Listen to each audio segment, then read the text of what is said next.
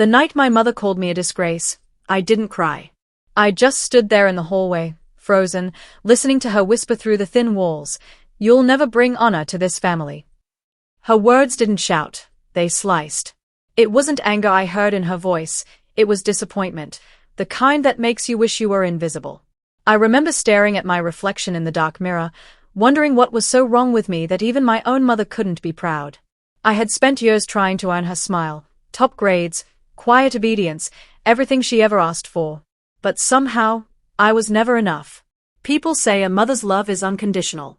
I learned that mine came with conditions, reputation, appearances, control. She wanted perfection, and I was the family flaw she couldn't hide. That night, I realized something terrifying. Maybe love in our family wasn't about care at all. Maybe it was a competition. And I was already losing. "You'll never bring honor to this family." Her whisper still echoes in my head, but she had no idea what I was capable of becoming after that night. People saw the Evans family as perfect, a picture framed in gold, hanging on every neighbor's wall of admiration. On Sundays, our front porch smelled of apple pie and fresh roses, and my mother, Margaret Evans, stood at the center like a queen hosting her kingdom. My father, Peter, sat quietly behind his newspaper, smiling whenever someone complimented his wonderful family. From the outside, we were the definition of grace. Inside, I was learning that perfection has a price, and I was the one paying it. I was the eldest daughter, the one who tried too hard. I made the tea just how she liked it, remembered every birthday, smiled through every insult. My younger sister, Lydia, didn't have to try at all. Everything she did was beautiful, charming, elegant. When she entered a room, my mother's voice softened. When I spoke, her eyes hardened. At family dinners, I sat opposite my mother, watching her pass the roast chicken to Lydia first every time, even if I'd cooked it. "She has such delicate hands," she'd say, admiring Lydia's manicure. "Clara, you should learn to take care of yourself like your sister." My father would clear his throat, but never defend me. His silence was worse than her words. It told me I wasn't worth the effort. I tried to fit in, bringing home awards, volunteering, dressing modestly, never raising my voice. But somehow, everything I did seemed to embarrass her.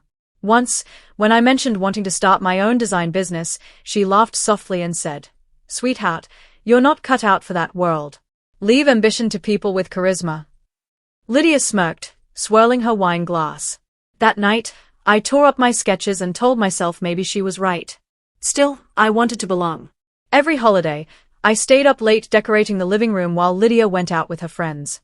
On Christmas morning, my mother thanked her for making the house look lovely. I just smiled and said nothing.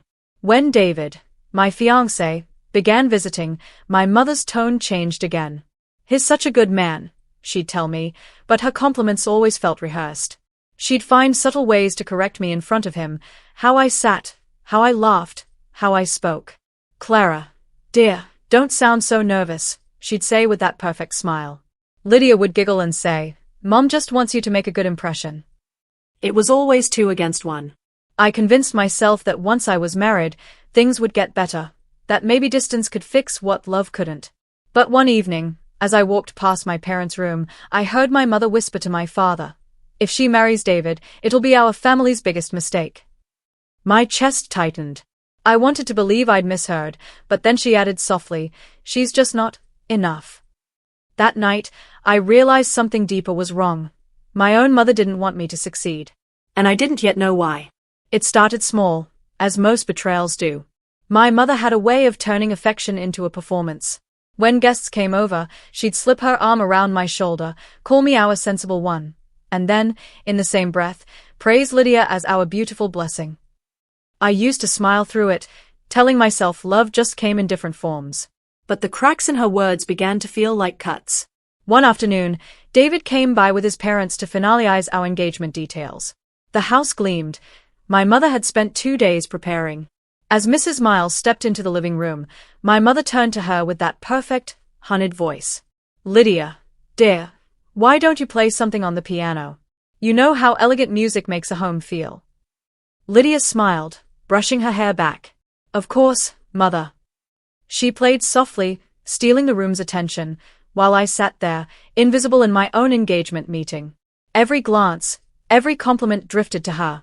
When I spoke about my future plans, Mrs. Miles' smile thinned. "So you're still between jobs?" she asked. Before I could answer, my mother cut in. "Clara's always been the dreamer. We're hoping she'll find something stable soon." The room laughed politely. My cheeks burned. After they left, I tried to confront her.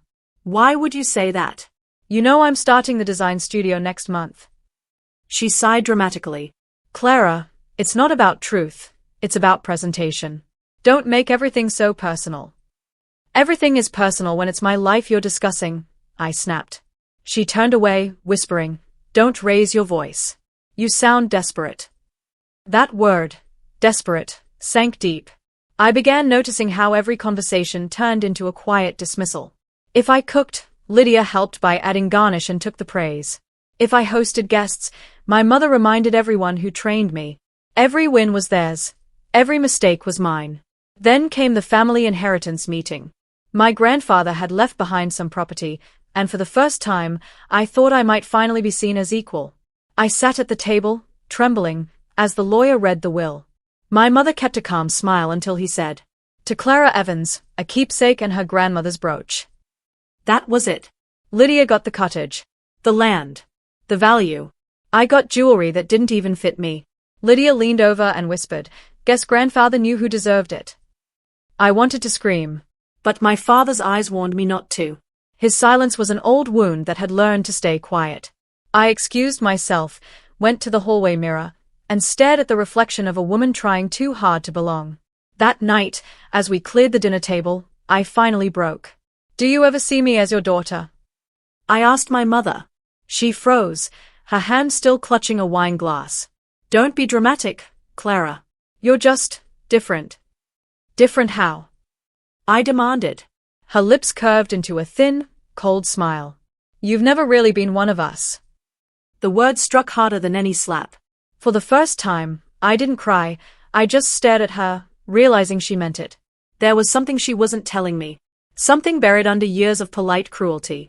And in that moment, I knew, my mother's rejection wasn't about favoritism. It was about a secret she was desperate to keep. After that day, something inside me shifted. I stopped expecting affection and started observing. Every word, every glance, every little act of dismissal, I began to see them for what they were. My mother's perfection wasn't just about pride, it was about control. And I was the only flaw she couldn't erase. It began with small humiliations. At family brunches, she'd correct my every sentence in front of guests. "Clara, don't slouch. It makes you look uncertain." Or, "Sweetheart, your tone is too sharp, that's why people misunderstand you." Each remark drew polite laughter, each one cutting deeper than the last. Lydia would lean back with that same smug grin, enjoying the spectacle. At my cousin Emily's engagement party, my mother struck again. She was in her element, smiling, greeting everyone, showing off Lydia's designer dress. When I walked over to join them, she turned to the crowd and said, "Oh, this is my older daughter, Clara. She takes after her father, quiet, sensible, a little simple." The laughter around me was polite but cruel. I forced a smile, my palms trembling. Lydia whispered, "Don't take it seriously, sis. You know she just jokes." But there was no laughter in my heart, only the slow burn of humiliation. After the guests left, I found her alone in the kitchen, sipping tea. "Why do you keep doing this?" I asked softly. "Doing what?" she replied without even looking at me. "Making me look like a fool in front of everyone." She set her cup down, her eyes meeting mine, calm, calculated. "Clara, you make yourself look foolish." "I'm just keeping up appearances." I swallowed hard. "Appearances or lies?" She smirked. "In this family, they are the same thing." That night, I couldn't sleep. I kept hearing her voice, the way she said "not one of us." I started digging through old boxes in the attic, photo albums, family certificates, anything that could explain why I always felt like an outsider. Most of the pictures of my childhood were missing. But there was one, a small, faded photo of my mother holding a baby. The date scribbled on the back didn't match the year I was born. My chest tightened. Something didn't add up. The next morning, I confronted her again. "Where are my baby photos?" She looked startled for just a moment before her expression hardened. Why would you ask that? Because I found one. And it's not me. Who was that child? Mother? Her lips pressed into a line. You're imagining things. Don't go looking for trouble. Trouble? Or truth. Her voice snapped. Clara, I said stop. That was the first time I saw fear in her eyes. Not anger, fear. From then on, the air in the house grew heavier.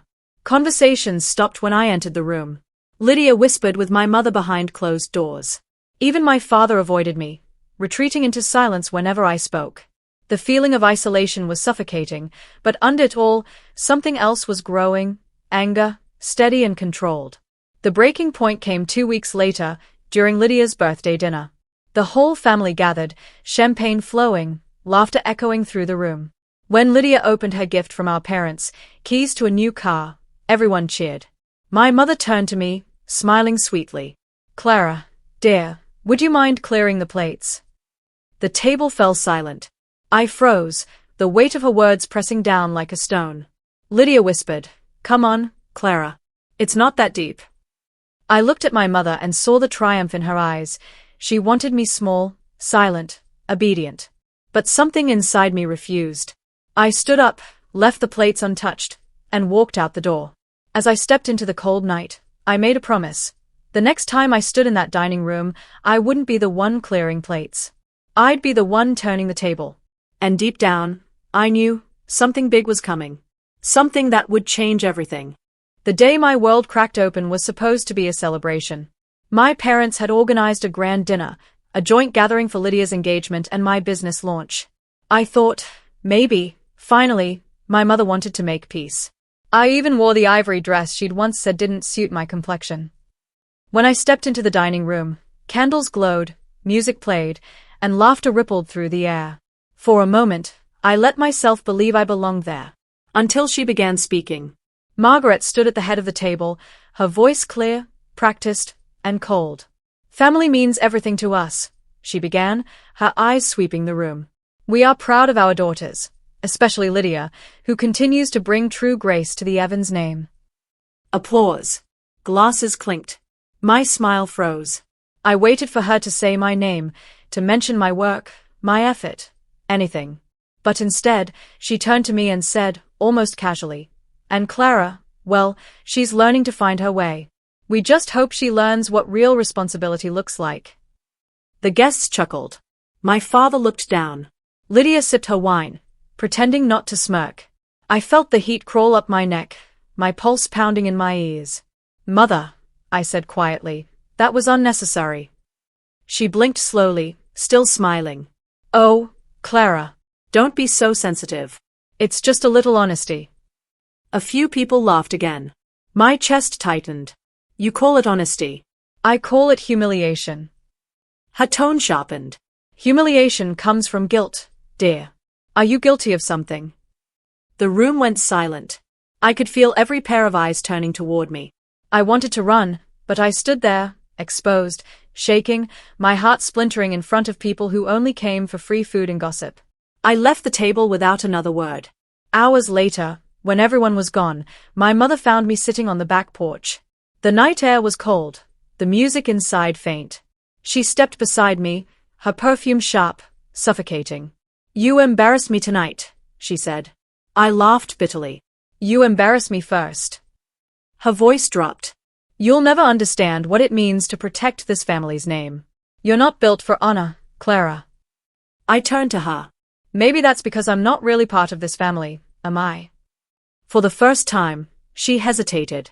Her face went pale. Where did you hear that? I didn't hear it. I felt it, my whole life. She stared at me for a long time, then whispered, You shouldn't have gone looking. The next morning, my father called a family meeting.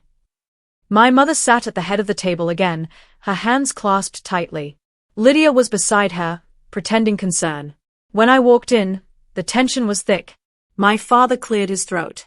Clara, your mother and I have made a decision. About the inheritance. I knew before he said it. I could see it in their eyes. The business funds your grandfather left will go entirely to Lydia, he said softly. You've made choices that show you're not ready for that kind of responsibility. I couldn't breathe. You mean the money I helped save?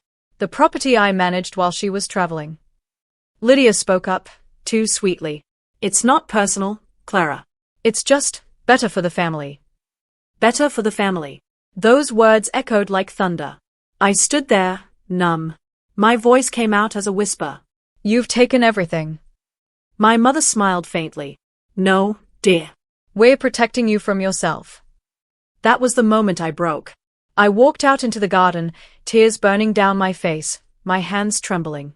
Every dream, every sacrifice, every ounce of love I'd ever given, all dismissed in the name of reputation. I wanted to scream, to shatter every glass in that perfect house. But instead, I just stood there, feeling the final thread of belonging snap. 4 days after, no one spoke to me.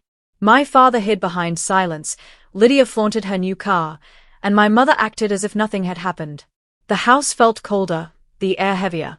One night, I found myself sitting at my desk, staring at the family photo, the one where my mother's hand rested on Lydia's shoulder, not mine. I picked it up, my fingers trembling, and whispered, "You can take everything, but not the truth." That's when the tears stopped. The anger stayed. For the first time, the pain didn't crush me, it focused me. I remembered the letter I'd found, the photo that didn't fit, the fear in my mother's eyes when I asked about it. There was something she didn't want the world to know, something that could destroy her perfect reputation. And that night, under the cold glow of the moon, I made a promise to myself. I may have lost everything they gave me, but I will take back everything they stole from me, with truth as my weapon. That was the night Clara Evans died, and the woman who would expose them was born. After the betrayal, I stopped asking for kindness. I stopped hoping my mother would change. Hope was a luxury I couldn't afford. Grief sharpened into something else, a steady, cold focus. I picked up the pieces of the life they tried to shut down and started building with them. I was careful, methodical. Quietly, I became dangerous. First, I gathered proof. The faded photo, the mismatched dates, the folded letter from a woman with a different last name, they sat on my desk like small, honest weapons. Aunt Helen, who had always watched me with eyes that weren't cruel, slipped me a box of old papers she'd kept for safekeeping.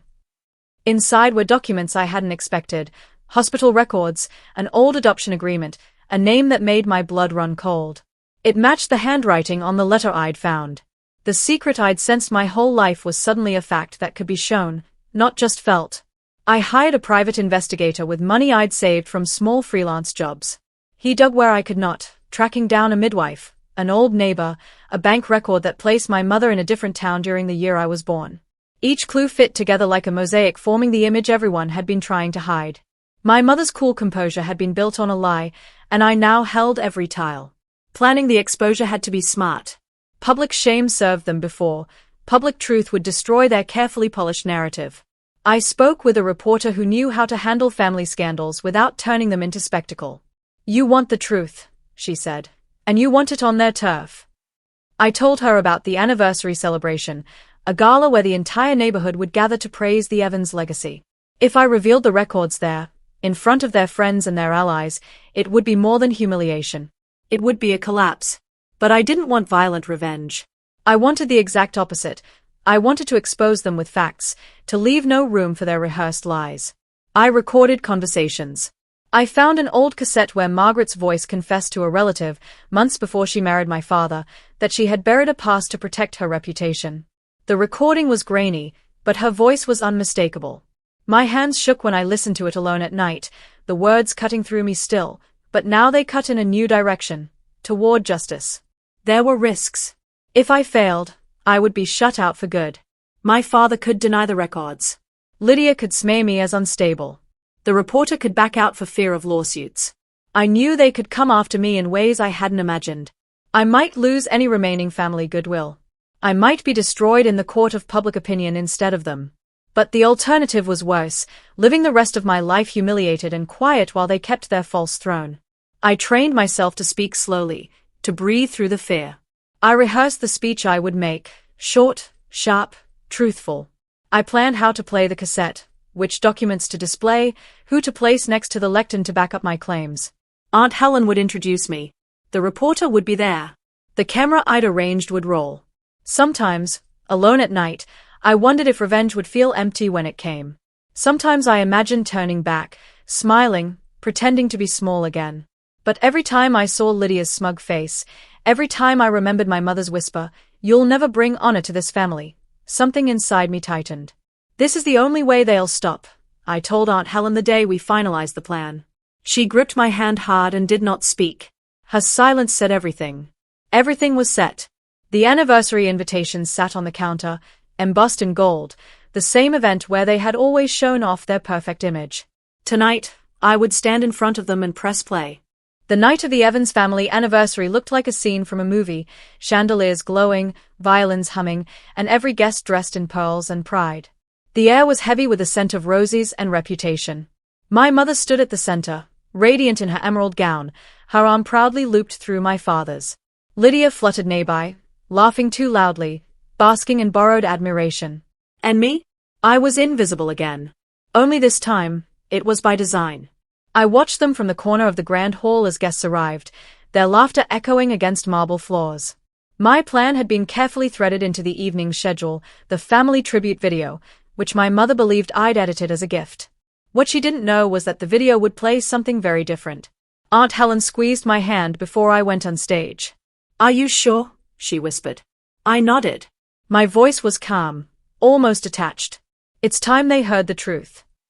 As the lights dimmed, my mother took the microphone, smiling for the cameras. "Tonight," she began, "we celebrate family, our foundation, our pride, our legacy." The crowd applauded. I felt my heartbeat slow, not speed up. I wasn't nervous anymore. Just ready. When she signaled for the tribute video to begin, the projector flickered to life. The opening frames showed family photos, smiling faces, perfect moments. Then, slowly, the music softened, and the screen shifted. A grainy audio clip filled the silence. My mother's voice, younger but unmistakable. I had no choice. I couldn't raise that child alone. Marrying Peter saved me. No one can ever know she isn't his. Gasps rippled through the room. My father froze. Lydia's wine glass slipped from her hand, shattering against the floor. My mother's face went pale, then red. "Turn that off," she barked, but the audio continued. "She'll never fit in. She's not truly one of us, but as long as she stays quiet, the secret stays buried." The lights came back on, but the silence stayed. All eyes were on me. My mother's perfect world was cracking in front of her, just the way she'd cracked me for years. I stepped forward, taking the microphone. My voice didn't shake. "That recording is 15 years old. My mother lied to everyone, including me. I was her secret, the child she abandoned before marrying into this family. She brought me back to save her reputation, not out of love." My father looked like the ground had vanished beneath him. "Margaret, is this true?" She tried to smile, trembling. "Peter, please, you don't understand." But I didn't let her finish. I held up the documents, the adoption papers, the signatures, the hospital records. "These don't lie." The audience whispered, phones raised, flashes blinking. Every mask in the room was falling apart. Lydia shouted, "You're ruining everything." I turned to her. "No, Lydia. I'm freeing it. For the first time, this family will live without lies." My mother's voice cracked, desperate. "Do you have any idea what you've done?" I met her gaze. "Yes. I've done what you never could. I told the truth." For a moment, she looked smaller than I'd ever seen her. The woman who once ruled the family with silence now stood alone in a crowd, exposed. My father stepped away from her without a word. Aunt Helen's eyes glistened, proud and sad. I placed the microphone down gently, the sound echoing like a final verdict. The guests began murmuring, some sympathetic, others horrified. Reporters scribbled notes. Cameras flashed. My mother turned, her voice trembling. "Clara, please, stop this madness." I whispered, "Madness is living a lie, Mother. This is clarity." Then I walked off the stage. Behind me, the crowd's noise rose like a storm, judgment, shock, disbelief. But inside me, there was peace. Years of humiliation, gone with a single truth spoken aloud. As I reached the doorway, I turned back once. My mother was standing in the center of the chaos she'd built, staring at me like she was seeing me for the first time. Not the disgrace, not the disappointment, but but the daughter who refused to be silenced. The lights of the hall flickered again, the projector still frozen on my mother's face mid-denial. And that's how the truth destroyed her, not with screams or revenge, but with silence she could no longer control. For the first time in my life, I walked away not as the forgotten daughter, but as the woman who finally made them see. After the truth broke open that night, the house never sounded the same again. The walls that once echoed with rehearsed laughter were now filled with silence, the kind that exposes everything words once hid. I didn't stay to watch them clean up the pieces. I left quietly, my heels clicking against the marble floor, each step echoing like a heartbeat I'd just reclaimed. The next morning, the headlines carried our story. Evan's family scandal, secrets of a perfect home. My phone rang endlessly, but I didn't answer. I sat by my small apartment window, sipping cold coffee, watching the world go on as if nothing had happened. For the first time, I felt free. Aunt Helen came by later that week. She didn't speak at first, just held me. Then she whispered, "Your mother's been staying at your sister's place. She's not speaking to anyone." I nodded. She doesn't have to. The truth already spoke for her. There was no joy in watching her crumble, only peace in knowing I didn't. My father wrote me a letter. His handwriting trembled as he confessed how he'd known something years ago but stayed silent to protect appearances. "I thought love meant keeping the peace," he wrote. "Now I see peace built on lies isn't peace at all." I forgave him in my heart, but I didn't reply. Some apologies arrived too late to rebuild what's gone. Lydia tried calling once. She left a voice message, crying, saying, "You destroyed us." I deleted it. Because she was wrong, I didn't destroy us. The lies did. I only turned on the light. In the months that followed, I rebuilt everything. My business, my confidence, my life. People who once dismissed me now respected me.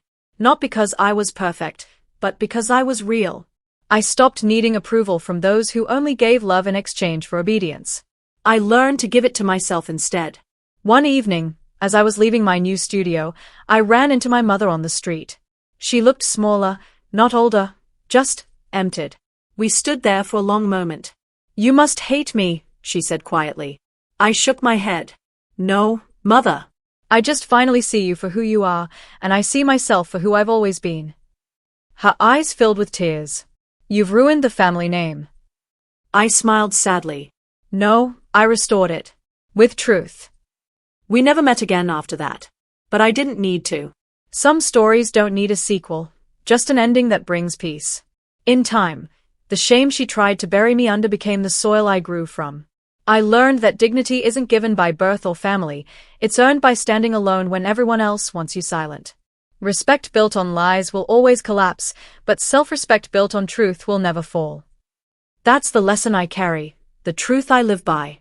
Because sometimes, justice doesn't come in the form of revenge. It comes in the calm after the storm, when you walk away from the ruins, not